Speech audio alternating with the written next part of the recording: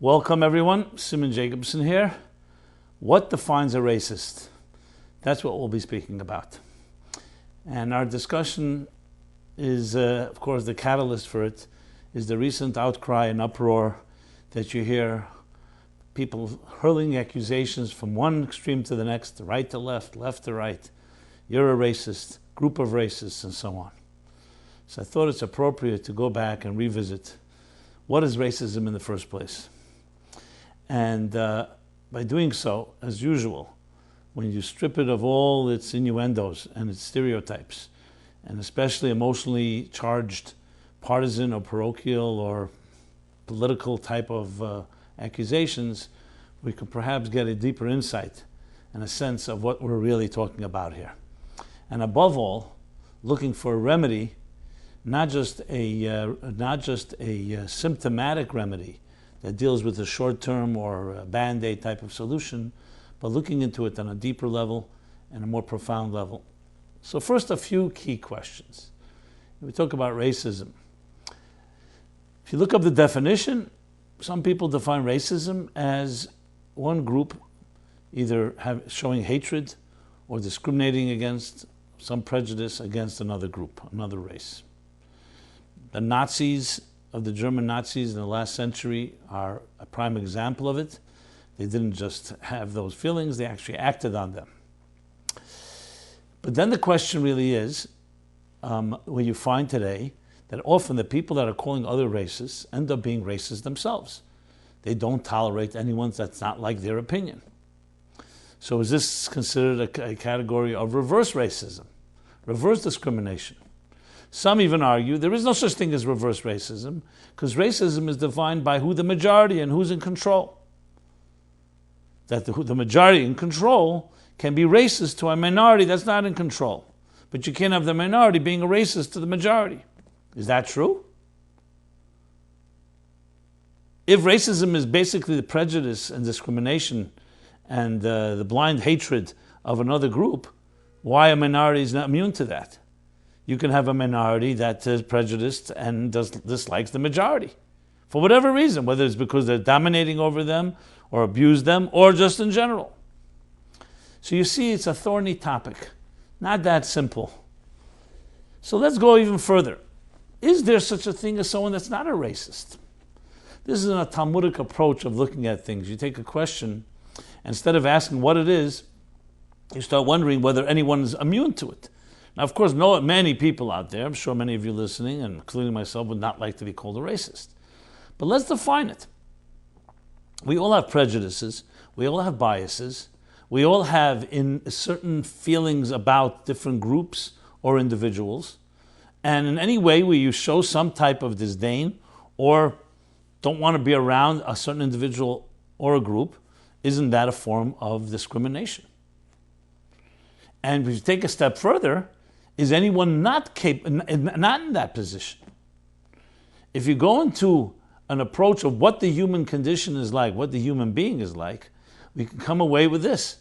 If we are indeed in mortal combat with each other, survival of the fittest type of combat, each of us competing for the same resources, and survival of the fittest, the selfish gene.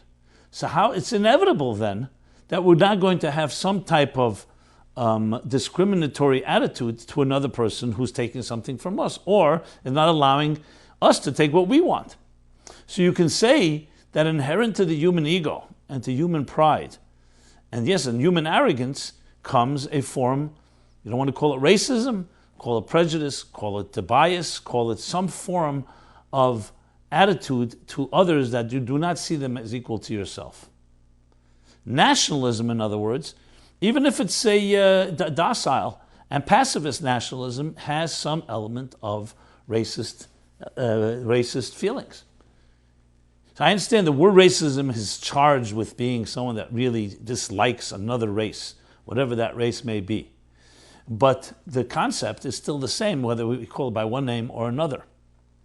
So with that being said, then why are we expecting from the human beings to be above that element? Are we expecting us to be above being elitist? I mean, elitism will lead to a form of seeing others not as good as yourself. We see this in communities, we see it in schools, we see it among individuals, and we definitely see it among nations and races and cultures and nationalities and so on. And religions. Religions, of course, should be thrown into this. So the real question really is there someone that is that objective that they're not racist to anyone else? So I understand you can argue the point, you can make the argument. 1 second. It's one thing having feelings of little elitist feelings or feeling arrogant or feeling better than another person. Another is acting on it. So now we're getting into acting on it. In other words, we can forgive someone having that type of feeling due to pride, due to insecurity for that matter, but to act on it by hurting another person, that we'd all agree is an injustice. And even if you have such feelings, you can't act on it. But is that really the solution? In other words, we're just hoping that people will just not allow it to be actualized, even though their feelings may quite well be a racist feeling. But anti-Semitism, the saying was once stated that in the United States, anti-Semitism took on a new shape, anti-Semitism with manners, which means it wasn't done by just killing people, it was with manners. Everyone knows the film Gregory Peck, Gentleman's Agreement, where an individual journalist wanted to see what kind of anti-Semitism exists in the United States and went from hotel to hotel, masquerading as a Jew, calling himself an imam, and then seeing how he was slowly blacklisted and slowly, oh, we don't have a room for you, we made a mistake, and all that type of thing. A very subtle form of anti-Semitism. Like some people will consider it as a cultural thing. A cultural thing. I'm just using that as an example because Jews have obviously been at the brunt of receiving the racist ideologies that we've seen throughout history. Now, what about the Jewish people themselves? You know, they say in the Bible that the Jewish people are the chosen people. Is that a racist statement? So you see, this is a far bigger picture than just hurling accusations and blaming and pointing fingers and so on and so forth. I thought it's an excellent opportunity to really address this at the core, which really the question then is not what is racism, or what defines a racist, but rather what is a human being? Who are we? Because indeed, if we are what I described earlier, whether it's a Hobbesian version or a Freudian version of the human being, as essentially being warriors. In the words of this week's chapter, Esav was a warrior, which is warrior, we're warring and for gaining for our territory, survival of the fittest, dog eats dog, then obviously there are implications. So you can create rules, you create government to superimpose itself and create some type of checks and balances to keep at bay and tame the animal within. But how far can that go? Can it really be controlled? On the other hand, if you see the human being as a fundamentally good entity, take a Rousseau's view of the human as opposed to Hobbes, then you can argue that government actually can be the problem, because human beings on their own are naturally good people and will naturally coexist and respect each other. Obviously, with history testifies that we're somewhat of a combination of both, that it's not so black and white, because we've seen people behaving in the most noble fashion and we've seen people behaving in the most horrific fashion. And we've seen people in different circumstances. So there is the concept of us choosing which type of person we're going to look at ourselves and at others. But we need to really get into the heart and soul of what it really takes, really what it really makes us being individuals. Because let's look at the alternatives. Racism or any form of discrimination and prejudice would not exist if we were all clones. We'd be all exactly the same. We think the same opinions, same look, same choices, same culture. So, that's basically a clone. How could a clone discriminate against itself?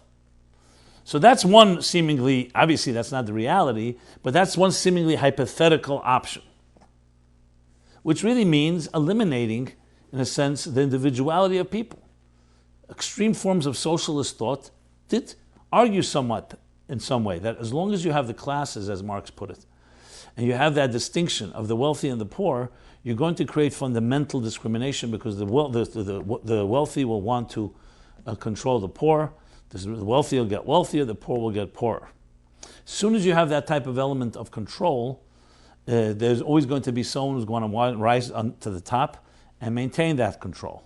So we have to minimize that through institutions or governments or republics that will minimize that. But as I said before, that at best is a Band-Aid, because the fact is we human beings are different, and you'd have to then essentially eliminate diversity.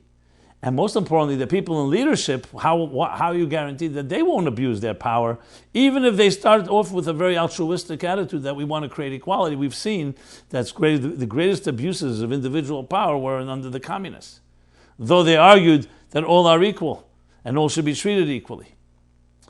So that's one approach, which, as we've seen, has not really worked. Even though hypothetically, in a utopian image, in a utopian version of existence, of life, you could think it's possible. So number one, we can't eliminate the diversity, and at the end of the day, you can tame it to some extent, but you can't really annihilate it without annihilating what makes us unique and what makes us so special, the uniqueness and individuality that we have. So another approach, which has become branded as identity politics, which is respecting every individual and eliminating this whole of discrimination. Everyone can choose as they see fit what they want and have to be respected for that. Which, of course, has led to a situation where many say the last election in the United States, this latest election a few weeks ago, demonstrated that this identity politics of the liberal left actually backfired because there was a whole identity that they ignored. So they were going overboard to represent the minorities, as going back to the argument that the minorities have to be protected because they're the ones that get hurt most when there's racism. So even though it's true, some will concede that there can be racism from a minority to a majority, but since they're a minority, we have to bend over backwards and work overtime to make sure the minority is protected because the majority is a majority. But then the question is, so what happens with the majority? Do you ignore their identity? And what happens if their identity clashes with the identity of the minority? Who determines what should be the standard? So you have the situation where it's become so diluted and so everything goes that every identity is valid. Now what happens if one person considers one person's identity as being destructive? That doesn't live up to the laws, moral laws or ethical laws or religious laws of their community. So how do you deal with that? So some say, live and let live. But then in that process, they begin discriminating against certain values of individuals and say, no, because you need to respect my values, your values don't mean anything to me. As I said before, reverse racism. So this becomes a loop, a vicious cycle in a way, where how do you resolve this? How do you resolve this? How do you not eliminate diversity, also not go to the extreme of everything goes, and still maintain a respect and a true harmony in a society? So I'm going to present an approach which may be refreshing, may be new to some of you, but it comes from the oldest system of them all, which is biblical thinking that has really shaped civilization. And as I said before, it's best to always go back to the drawing board, to where it all began. So inherent to the human being is that we are created differently. We have different faces, we have different opinions, we have different viewpoints. And therefore, inevitable is that there will be differences. The question is, do differences have to lead to discrimination? Do differences have to lead, does diversity have to lead to divisiveness? And the answer is absolutely no. If you look at nature, let's take nature and not the human being as an example. Nature is as diverse as it gets. The multitude of systems, the trillions of cells, the different DNA, subatomic particles, and all that defines existence, whether it's the mineral, vegetable, animal, or human being, and all the subsets within each one of them, and all working together in as a harmonious whole, testifies to the fact that diversity does not mean divisiveness or destruction, because they're all working toward and part of one larger whole. So that's the first thing, that we do not have to eliminate individuality in order to create a peaceful environment. We'll soon get to how we apply that. The second thing is, look at the human body. The human body, exactly like nature, also functions that fashion. So diversity, again, does not mean divisiveness. Even though it could lead to it, it doesn't have to lead to it. And on the contrary, when you call something beautiful, what is beauty? Beauty is harmony within diversity. A beautiful color, blue or beautiful red or beautiful violet or beautiful blue, and so on, or other colors, are an individual color. Beauty is always going to have diverse colors and hues and shades combined in a beautiful combination. You say a beautiful face. Is it the eyes, the nose, the mouth, the ears? No, it's a combination. And it's quite difficult actually to put our finger on it because it's not something that's that tangible. So beauty, frankly, is actually a product of diversity. So not only is diversity not the cause for divisiveness, diversity is actually the possible cause for the greatest beauty. The symphony, many different notes, many different instruments, many different musical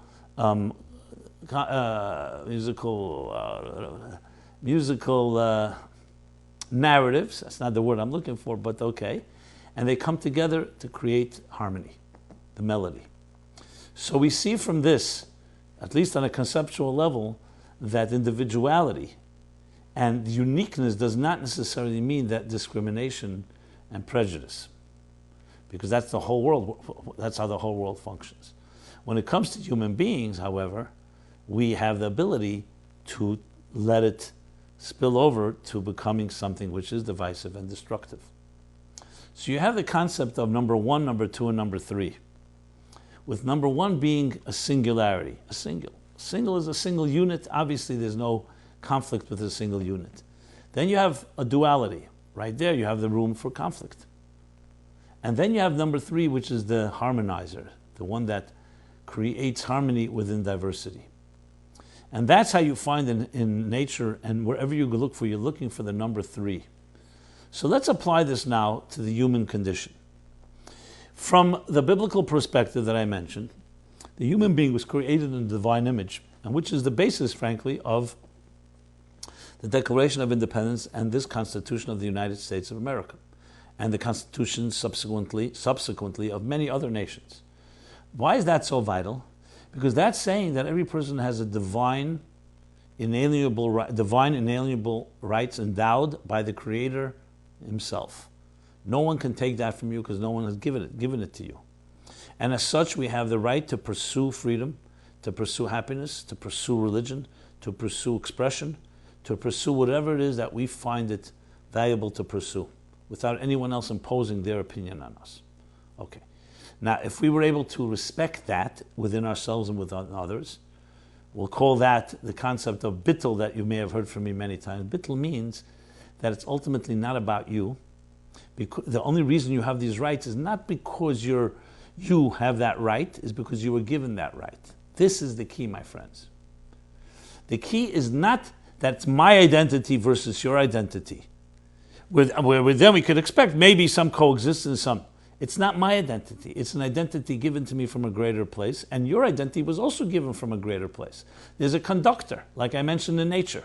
That conductor can have diverse forces, but they're all of them coming from a greater place.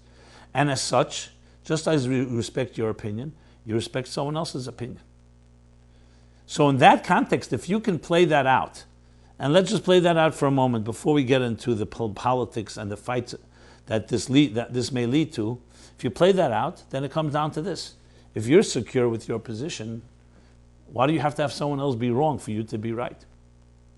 They have their position, you have your position. We'll get soon into the more complicated matters where there's an actual disagreement about fundamentals. But basically then, racism would be defined not by a majority or a minority, not by in the sense of whether you are a racist against blacks or Jews or any other particular race, but rather, do you respect another person just as you respect yourself, because both are divinely endowed rights?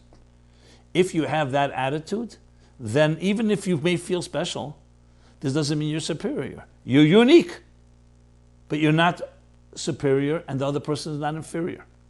Where would the superior inferiority come into play? When you think it's about myself. I am unique, and that's it. There's no higher conductor, there's no higher force that has put us all here as different musicians or different artists or different colors, each playing out our role. So in that context, basically then racism has very little to do with left or right or politics, frankly. It has to do with how we see the human being. So if the human being is in the divine image, each of us has that, and the divine image has 7 billion different variations. Exactly right, on Earth today. And when the population was less, it was a lesser number, but it was still, there were billions of variations. All capable of working in harmony because all capable of complementing one another. With that basis, there should be no possible racism altogether, any discrimination. Because you're respecting the other, you're respecting the divine element within each one of us. Take away that, you will be left with, at best, band-aid and short-term symptomatic solutions. Because if we take away that, and it's about me feeling special, but I feel that you're not, so okay, so I may be able to be trained or given different deterrents or motivations and deterrents not to act on my sense of superiority. But at the end of the day, it's inevitable, as I discussed further, that there's going to be some sense of specialness as opposed to you being not so special. If that's taken to the farthest conclusion, that ends up being full-blown racism, and it can end up being extremely destructive. This is, my friends, the key to the entire thing. So it's about how we see ourselves and our diversity, and how we see the others and their diversity. So now, let's apply this to the situation at hand. Some people accuse others of being racist. Why? Because they identify a group and say that group is so-and-so and so, stereotypically so-and-so. We know every group has different people. How could you just dismiss an entire group in a blanket statement? Now, if a person actually does say something like that, then yes, they essentially are acting in a way that is defying the divine qualities of every individual. Even if you find one person, let's say, that's a criminal, to say the whole group of people because they come from a certain country or from a certain race are criminals, obviously nobody would want to be accused of that. But let's talk about the actual criminal. Even there, do we discriminate against criminals? No. They're also created in the divine image. However, if they become destructive to society and to themselves, then we have to do something to protect the innocent. So this isn't because they're in any way inferior. This is a sad reality, a tragic reality, and we cry over it, why they felt at such a point where we need to do something to deter them or to protect or refrain them from hurting other people. Again, it goes back to not about me and my preferences. That's not the issue here. As soon as you start with me and my preferences, you're already on the border and already across the line of some form of discriminatory attitude or prejudice. However, if you see it as a divine, like nature, divine creation with all its diversity, that's what changes everything. What disturbs me greatly when I see these accusations, and that's why the accusers become sometimes as racist as the people they're accusing, and maybe even more, because it's about me. I know what's right. And therefore, since you're not doing what's right, you're a racist. How do you know that you know what's right? You're entitled to your opinion. But as soon as you become intolerant of another opinion, what do you have? Everything you're accusing the other, you've become. But you're so convinced you're right, so the other person doesn't have that right to be so convinced. You have that right. Listen to what that sounds like. I heard one person saying, work for the media. The media, of course, got a good thrashing in this whole election. Says, we all know the media is objective. But why can't we convince the rest of America to realize that? Listen to that arrogant assumption. The assumption is, how do you know that the media is objective? You know. What happens? Maybe those people are right and they're sensing something that's not objective. And aren't we all subjective at some point? Are you only going to accuse others of being subjective and you're not capable of being subjective? This is where the situation is at. So even if you're right, what kind of credibility do you have? Why would I listen to you when you sound as arrogant as the people you're accusing of being arrogant? So that's where we have, but people are terrified, of course, of all men are created equal. Created, the God. I don't believe in God, some people say. Well, if you don't have a God and you don't have some type of higher conductor, call it whatever you like, you don't have the foundation, what the founding fathers understood well, of real equality. Equality doesn't mean we have to be the same. Equality means we have the same rights. Because we have our diversity, but we're equal by God's given right. And if you take that out of the picture, my friends, yes, you inevitably are going to create a situation that it's impossible to see how people can see eye to eye with diversity and full respect. Now, we're entitled to completely disagree with each other. But you have to always remember, just as you have an opinion, another person has an opinion. You don't have a monopoly on what's right and what's wrong. Now, when you add into the equation that there are God-given and divine rules, which is someone that follows biblical thought, the Torah thought, there are actually rules. Like someone will say, 1 second, I want to murder people. Most of us will agree, I think all of us will agree, you can't just murder people. What do you mean? What about my individual right? Your individual right, it does not go into the area of hurting other people. I want to hurt myself. Well, majority of democratic countries, including the United States, if somebody wants to commit suicide, they will mobilize the fire department, the police department. Why? You're not hurting anyone else.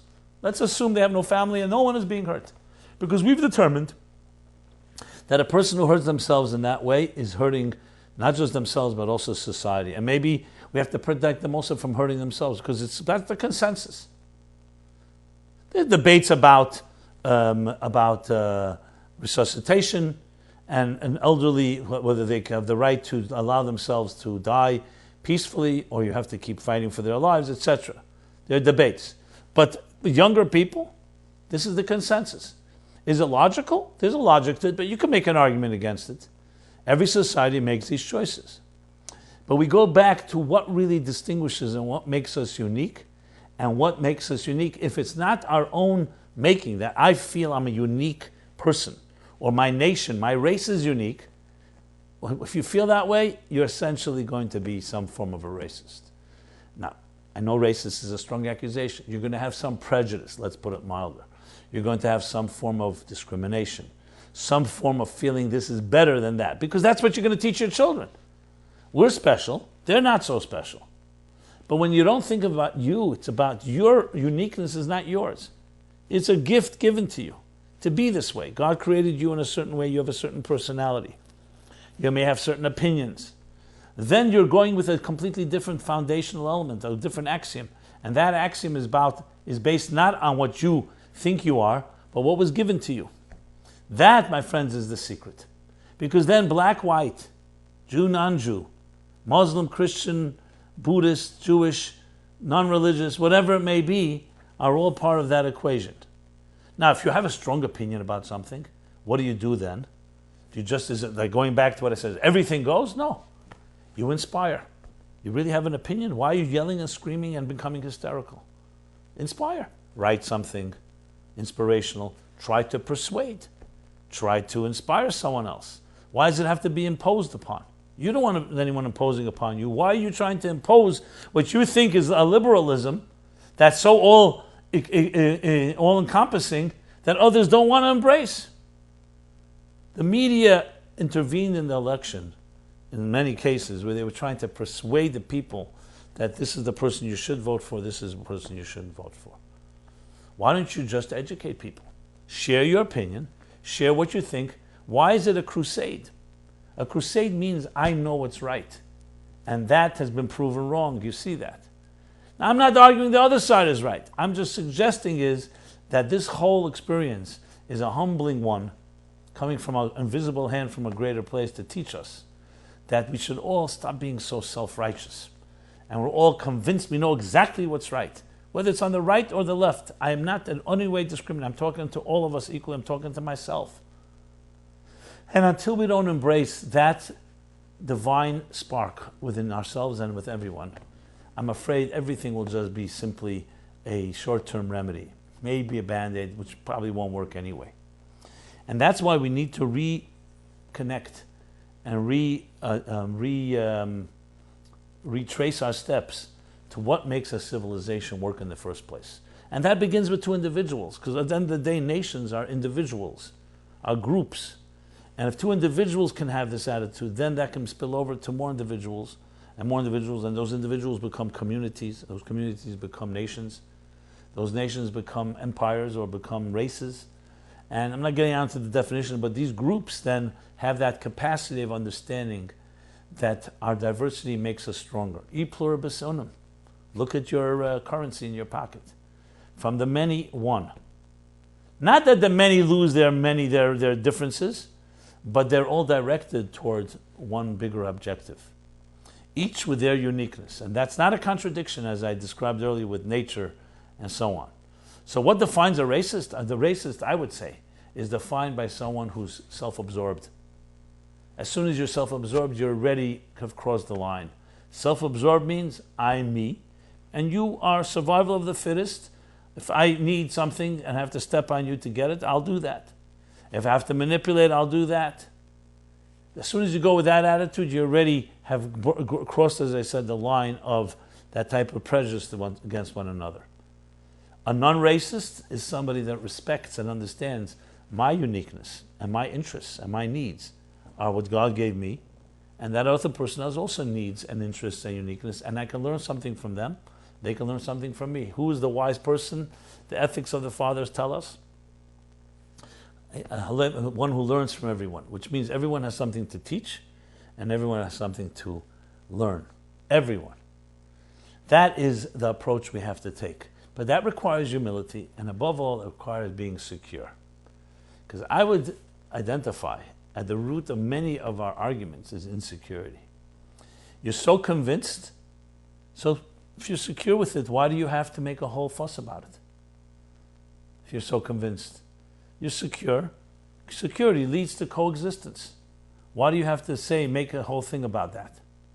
So that means that there's something going on that's more than just your own opinion. You'll see people who are very secure with their positions know how to coexist very nicely with others. Fortunately, what happens is that we become, as someone said, he hides his ignorance with his arrogance. We become arrogant in our position, and that means we become not tolerant. As soon as you see intolerance, check out what's the root of intolerance. And you'll find that it's rooted in the inability to respect the dignity of yourself and of others. I've yet to meet a person, interestingly, that respects themselves very well and has problem respecting others. I always see that those that have problems with respecting another person's dignity is because in some way they don't respect their own. I know that's you can say a radical statement. I'm not going to say there are no exceptions, but I'm talking from my limited experience, that's what I see. In some form or fashion. Now most people are not going to admit that. They're not going to admit that I have respect issues. They're just not going to admit that. Meaning self-respect issues. But that's how it is. So let's take this back now to issues that are now on the table. Talk about racism. We're talking about the concern that minorities in this country are going to be discriminated against by the majority of the whites. Is that possible? Of course it's possible. This country began with slavery, let's not forget.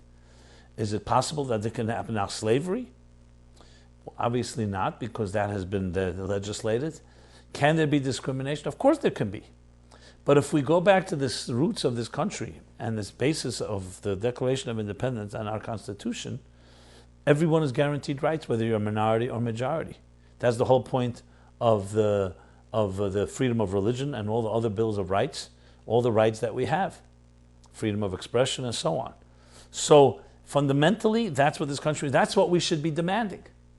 To start becoming hysterical and saying that the new president is just a racist and he's choosing racists, even if you're right, is that how you're going to solve the problem, by yelling and screaming? Solve the problem by demanding that we have a country based on this equality. And this country, remember, everyone living here in this country, the whites are not natives. They were discriminated against. The natives were destroyed. They are now a minority, barely a minority. We're not going to get into that right now. So now you have a nation that was based on giving everyone equal rights. That's what we should be demanding and inspiring and being articulate about it. Let's go back to the divine image. That's what it comes down to. That's just a fight. What is the fight? To put people in government that are, let's call it left-wing, who say everybody, we give everybody in identity politics, except those that are in power or the majority. Is that what we're looking for? Just another force? So then basically you have two things pitted against each other, each one thinking, we are dominate. The left thing, they have the dominant ideology, and the right thing, they have the dominant ideology. I'm suggesting a third option. Number 3, the third option is not your ideology and not yours. It's a higher ideology, a higher purpose. a higher purpose that drives this nation, that drives all the nations of the world. And it's our job is to embrace that. And then our diversity doesn't become an impediment, it becomes an asset. It doesn't become a liability, it becomes an ally that helps us grow in our harmony. Now, I know you could say this is very theoretical and so on, but you know something, my friends? Theory is where things begin. We then have to bring theory into practice. Does it mean that there are people that will be prejudiced no matter what happens? You know something? There's an expression in the book of Daniel, it's called clarity.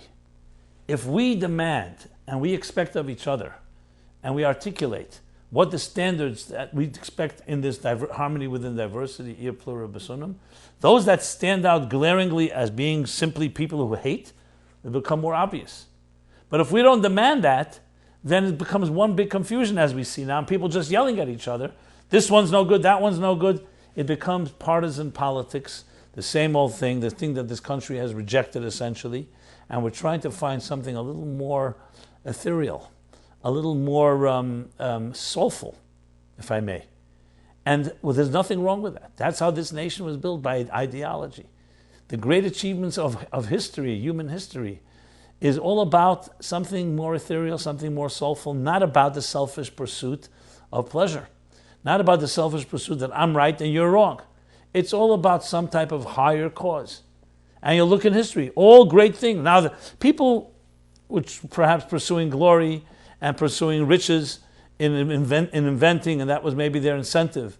But the actual innovation was always connected to something beyond the selfish narcissism of human nature. So at the end of the day, we do have two parts to ourselves. There's two parts to every human being. There's the warrior within us, the survival of the fittest warrior that fights battles, and even when they negotiate and there's peace, it's still at the edge, meaning we have come to a agreement to coexist, but it's still always possible that one person will breach the agreement. And then we have another side to us, the innocent, pure, soulful individual, the one that is driven by noble causes, by nobility, by altruism, by kindness. And is there a battle between the two? Absolutely. This battle plays itself out all the time. Very often, someone provokes you with their so-called accusations, and you in turn become like they do. Our goal is not to fight fire with fire. Two wrongs don't make a right. Our goal is to try to take the high road and reach that higher standard. The higher standard, as I said, upon which this nation was built, and embrace that. And yes, does it sound naive? Maybe we need to be a little naive.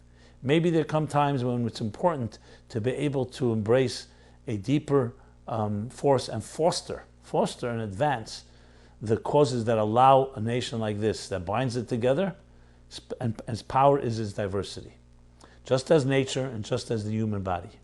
So racism is definitely an infection, a disease, based on what? Human selfishness, human elitism, human ego, human arrogance, determining that I know and I'm convinced this is the right thing, forgetting that not you and not the other, and nobody has that monopoly. It comes from a higher place, as the wise founding fathers understood in their wisdom. All men are created equal, created by a creator. They could have said all men are born equal. They could have said all men are equal, created and by the rights of the creator, endowed by the creator with inalienable rights. So when a child is born, it's a gift from above. It's a miracle from above. That child is born with a uniqueness given from above, and that uniqueness has to be celebrated and honored. Not crushed, not squashed, not tried to turn it into a conformist that fits my opinions. We all have a right to educate and inspire and try to share our way of looking at things, but never abrogating and never desecrating the dignity of another individual. That, and only that, is the key to true harmony. And it's absolutely possible. I've seen it by individuals, I've seen it in communities. Is it rare? Yes, it's rare because it's very easy to gravitate to the lowest common denominator, which is back to the selfish individual, for sure, especially when you've been indoctrinated. Now, I have no doubt the Muslim world, the extreme Muslim world that is battling in the name of God, in the name of religion, will need to be tamed and come to realize this thing that their great-grandfather Abraham taught, which means you can have your beliefs. No one's asking you to become weaker in your beliefs. You can have passionate beliefs, but realize that there are other people should be inspired by you and not killed by you. So you're going back to the same issue. That is racist thinking, that I'm superior, our religion is superior, and we're going to impose it upon you, but with a sword, if necessary. So there we see it playing itself out. And I have no doubt it's a reminder to us all, like a wake-up call, what people are capable of. You could say, you're not them, but in a subtle way, anyone can do this. We may not take a sword, we may not do beheadings, we may not burn people, God forbid, but everybody can be discriminatory. You know, bullying and even subtle, passive-aggressive type of dismissal of an individual is just in a subtle form the same thing they're doing. It's killing someone with words, it's killing someone with shame, it's killing someone with exclusion and discrimination. The Talmud has a fascinating statement that says, describing shame when you embarrass someone, you know what it says? It says that the red left and the white arrived. Ozal Sumka.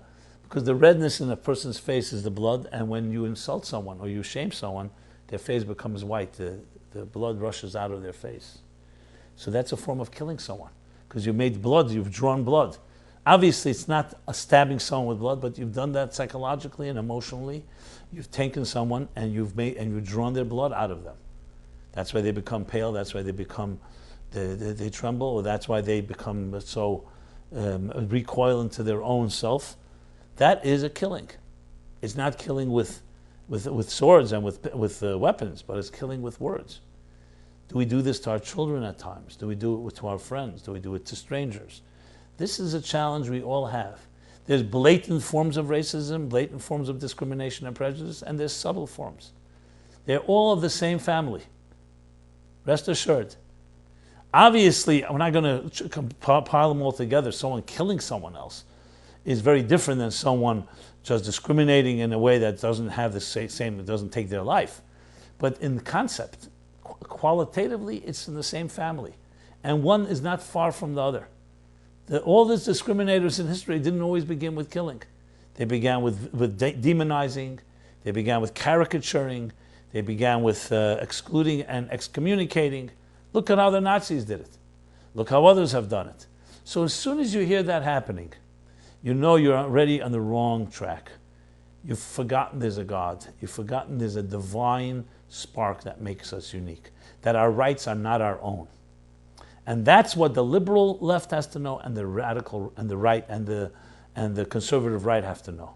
Radicals on both extremes and everyone in between. And that is that it's not your rights. It's higher rights, divine rights. And therefore other people have the same right to their opinion as you have to yours. You think you're more knowledgeable and more educated? Share. Find a way to make the argument. Explain. But just to have this adamance that I know, and there's something wrong with you because you're not believing what I believe, come on. What stops everyone from feeling that way? So this is the approach that I would take toward this issue. And there's nothing wrong with being, as I said, ideological and, yes, idealistic in this manner, because that's what we're looking for. We need to dream. We need dreamers. We need people who believe in what humans are capable of. And we have, in many ways, made tremendous progress. We do not live in the same type of racial and cultural and national battles and wars of the past. There are many strides, but there's still work to be done. There's still work to be done. And if you look at what progress we've made, you'll see, go back to the Declaration of Independence and other such statements that and how they guarantee these rights for all of us. So we have to start looking at each other and look in the mirror and look at other people and look at what we're capable of being, not just what we are. What's possible? They say that Henry Kissinger writes that when President Nixon resigned Watergate, so as he was walking out of his Oval Office, I guess, to sign the resignation papers, he saw in the hall, he saw that famous painting of JFK in that type of pensive mode with his chin down, his head on his chin, and a very famous piece of art. And he walked over to the painting and purportedly said, they love you because you remind them of what they want to be. They hate me because I remind them of who they are. Whether he said it or not, doesn't matter. It's a very good, interesting way. We want to believe in what we're capable of being, not just what we are or the lowest common denominator. Obviously, we all know ourselves and we all know what we're capable of being, God forbid, the negative way. But do we know what we're capable of being in a positive way? The angels within us, the better angels within us. And if we don't take that attitude with ourselves, with our children, what do we expect? Of course we'll succumb to the lowest standard image of ourselves if that's what we look at and see in ourselves. I have no doubt that people have this virtue in them. Sometimes the thing that's holding us back, we don't believe everyone else is going to act. If everyone else is going to run to the cookie jar. And I remember years ago I suggested a global day of goodness. A day where we ask the criminals to take off. We ask everybody, be good that day. One day. So I remember thinking and talking to people, they said, no problem. I'm just concerned someone else is going to run to the cookie jar. If I know no one else runs, I also won't run. So it's about fear because it becomes, again, we are fearful because we see others may not live up to it, so then we don't want to lose out. Again, the vicious cycle. That's why leaders and people who are visionaries and people like Abraham and Moses and the great visionaries of history are ones who did not look that way. They didn't look at others. They looked at a higher cause. They looked up to heaven. They look up to the divine forces at work, the invisible hand, the divine gifts that make us unique and individualistic. And they dreamt. And they taught us to dream. That's what we need. And we have an opportunity to do so. Now I know the cynics will say, are you kidding me? Mr. Trump, he's really interested in these divine standards. Look at who he is and so on. You know, we have an expression, the hearts and souls. Well, actually, the hearts of leaders and kings are in the hands of God. The position makes the person in the United States. We've seen this time and again. To write him off, Mr. Trump, as being cruel and evil and someone you don't trust, well, you know something? He won the election. There's something happened here. So you can go with an attitude and just bitch about it and just say, hey, I just have to tolerate this for the next 4 years. Or you can say, if you really believe in the possibility of every human being, the minorities, whoever it is that you're defending, why not give him the same benefit of the doubt? So you'll say, okay, we know the history and so on. That's history. He's still alive. Let's say you've made all the mistakes in life. Wouldn't you want to be given an opportunity? And here he has the opportunity. It's already there. There's no way around that. I know this is hard for some people to hear because they just have painted him into being such a cruel person. I don't want to tell the names of people that he's being compared to. That's hard to think. But maybe we all have to step back and be a little humble. Not because he's great, but he's capable of being great as well as you and I can be. And simply being humble. Don't be so self-righteous. Don't think you have it all figured out. There are a lot of unknowns. I'm sure a lot of unknowns he himself doesn't know. There's plenty coming ahead, and we want to be part of a constructive future, building something great. And the same is true with everyone. I am not singling out him. He happens to be president-elect. But there are others on both sides of the bench, of the aisle, rather, both sides of the aisle, and all parts of segments of our society, whether it's minorities or it's majorities or individuals or special children. Everybody is unique and everyone has this blessing. Our goal should be to advance and to celebrate this uniqueness, and celebrate not because we have that opinion, but because that's the divine gift given to each one of us. May we do our part in this fashion and begin small, begin in your own home, first with yourself, with your family. Because even in family you'll find subtle forms of this type of dismissal of others because you think you got it right, whether it's children and parents, whether it's siblings, whether it's cousins, whether it's other extended family. And then look at your community. And from community to next community. And yes, meet new people. Have conversations with people that are not like yourself. Have even a conversation with someone that's completely different than you. I may have different opinions. Do it with respect, with mutual respect. You'd be surprised the results that come out of it. Great things come out of when opposites meet, because something new, something innovative, if it's done in this respectful fashion. And if it could go from family from individual to family to community, community to community, then why can't it go to the cities and the villages and the states and the countries and the races and the religions all over the world? Because at the end of the day, 7 billion people on earth are 7 billion individuals like you and I. That's what it is. Just it's a large number. Today with technology, social media, we are able to be agents of such attitudes. Maybe we should just write to each other. Just state this higher standard and say, what can we do about it? You'd be surprised the response. People will, I believe, will gather. People will flock towards such an approach because it's refreshing and it resonates with what we want for ourselves and for our children. It resonates with a higher vision. Yes, we have to be realistic. We're going to deal with people who are racist. We're going to deal with people who are discriminatory. And that's due to their own ignorance and their own prejudices and their own narrowness and their own arrogance. But the way to fight that is to be not that way. I recognize that's possible, to advance, as I said, this attitude. And let the light shine on those that stand out and refuse to embrace such an approach. God bless everyone individually. It's an honor to be part of your unique journey. I, for one, celebrate the differences that we have. I celebrate our unique voices and hopefully try to figure out ways that we can all sing together. One beautiful melody, one great grand composition defined by and constructed by our diversity, not by our commonality, by our diversity. Each one with our instrument, each with our voice, with our angel, with our musical note, with our unique flower. And in that way creating the ultimate harmony within diversity.